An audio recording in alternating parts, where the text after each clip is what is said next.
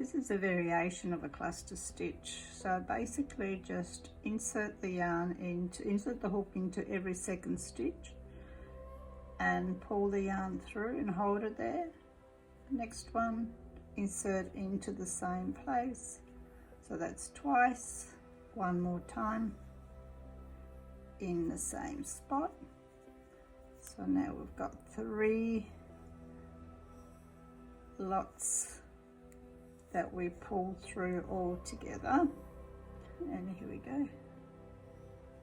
And that's how I made my blue jumper or sweater if you're in America.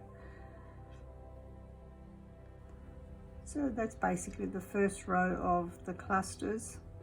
So you can turn around and work your second row and go back and forth, but the way I made this blue jumper is working in circles, just working around the body. So this is always facing me, the right side is always facing. So let's say you want to turn, or either way, it's the same principle. You just work your next cluster, you make it here in between these two. So that's 1, 2,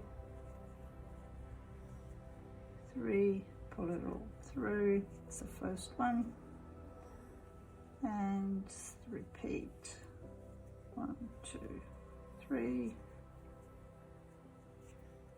here we are.